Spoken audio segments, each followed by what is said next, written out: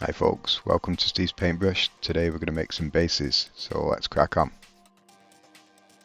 So you can see here this is the type of base that we're going to be making today, and I'll first talk you through the materials that you're going to need if you want to do this. First of all, a base obviously, and I've got here a sculpting tool, anything whatever you prefer to use will do. That's just my preferred one. And this is a little rubberized, I think they call them colour shapers, but that's just to help us get some smooth shapes and edges. And then I'm going to be using a mixture of greenstuff and Millieput. I like to use a mix for projects like this because greenstuff is quite flexible and it's good for putting details in, and Millieput is a lot stronger. So combining the two, you kind of get the best of both worlds. So I tend to use a mix of about 1/3 green stuff to 2 parts Milliput. Now I'm wearing gloves to do this bit. You don't have to, I just prefer to because I find I tend to get Milliput stuck under my fingernails and stuck on my fingers and things like that, so it's just easier and less mess. All I'm doing here is just giving them a good mix, making sure that both the green stuff and the Milliput is really nicely combined and it's all just one colour, so you're not seeing any unmixed bits in there. And once I'm happy with the mix, I'm just going to put it straight down onto the base and start to just form it out by hand, just pushing it out to the lip there till I'm happy with it. And you shouldn't need any kind of glue or anything, it will stick firm once it's dried. Next I'm going to apply some texture to the base to help give it that rocky look, and to do this I'm just going to use a piece of bark and I'm just going to gently press it in from multiple angles and directions to get those bumps and ridges. And now we can start adding the lines to define the pattern of the stone in the base.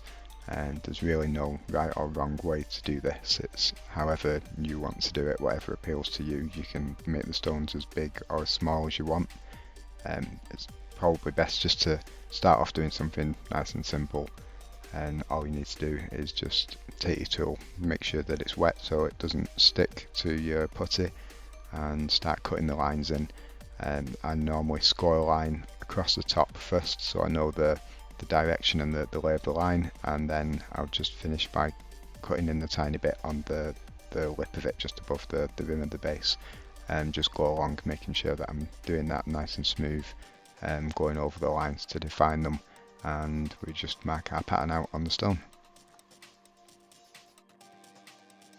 So the stones don't have to be symmetrical, they don't even have to be the same size, you can just go with whatever appeals to you.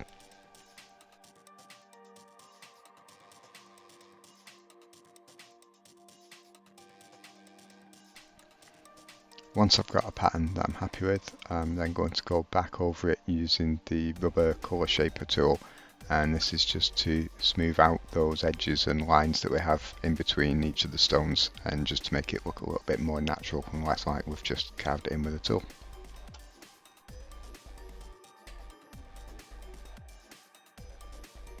Once that's done, I just take a moment to make sure that the edges are still clean and tidy, and then we've finished this part of creating the base. All we need to do now is put this to one side and leave it until it's fully cured. I like to give them at least 24 hours just to make sure that that's the case. So now we can move on to painting the base. The first thing that I did was give it a coat of black primer, and now I'm going to use a colour from Vallejo called Dark Sea Green, which is actually quite a warm grey. It's very nice for rocks and stone, and so I'm just going to get a layer of that on. I'm not too concerned about it being absolutely perfect, we're just getting this colour on, and we're going to be adding several layers of mixes of colours further on. What I'm going to do now is take a colour called Pale Sand, and this is going to be the other main colour that I'm going to use for all the mixes. If you don't have this colour, you could use something along the lines of Games Workshop's Screaming Skull. That would produce a very similar result. It's just a light colour that we're going to use to create a series of increasingly lighter greys to paint the effect of the stone on. And I want these to be quite thin as well, so I'm making sure that I'm keeping it quite moist on my wet palette. And I'm going to take the first mix of this colour and I'm just going to start painting texture on. And the technique here is really, there's no other way to describe it than just I'm painting squiggly lines, and I'm just going around and For the first layer, I'm going to cover most of the stone. I always tend to start on the rim of the stonework and then work my way in, and as we get lighter and lighter with the progression of colours that we use, I'll cover less of the overall surface, and we'll really start focusing on the places that are going to catch the most light and focus towards the edge of the base, especially if you consider that we're going to be attaching a model to the base anyway, so the centre part's going to be covered up and the areas around it will be the areas that would be naturally darker anyway, so we're going to focus on the light being around the outside of the base and just work my way around doing that. Once I've covered the entirety of the base, or as much as the base as I want to with the first stage of the colour, we'll then move on to the next one. And like I said, we're just going to gradually increase the volume of the layers that we're painting, and I'm going to reduce the areas that I'm painting on as well. And here you can see that I've worked my way around the entirety of the base once, and I'm actually going around again with that same initial colour and just going over again doing the same squiggly pattern just to reinforce it at this first step. Now I'm going to add more of our pale sand again, or your screaming skull, whatever you're using to create a lighter colour, and then we're going to go through the same process again in a slightly reduced area, and remembering to keep the paint nice and thin, we don't want it too thick.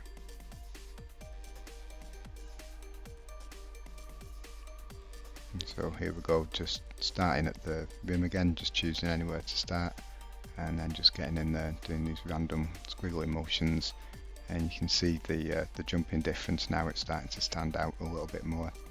And one of the steps that I'll do in between these is take some of the slightly darker colour, the colour from the last step, thin it out really thin to a glaze, and brush that over the top as well. And you can do that at any step you want. So if you make a mix and then once you start painting it on, you feel like you've jumped up a bit too high and it stands out too much, you can just knock it back by getting some of the previous colour and just glazing it over there. And really, it's a good idea to do that anyway, because the more you do that, the more layers that we build up, the better the final texture looks. Yeah, so this is exactly what I described earlier, just building the layers up, increasing the value, doing the same thing again, making these little squiggles, just keep going and keep going. Yeah. Same again here, getting lighter and actually picking out some of the details as well, just highlighting the little divots and things like that that are in the stone. Now I'm going to add a wash to get a little bit of depth to the base, and so what I've got here is a mixture of Army Painter dark tone and green tone, and I'm just going to slap that all over it. You could use any other kind of washes that you have, or just diluted paint, doesn't really matter.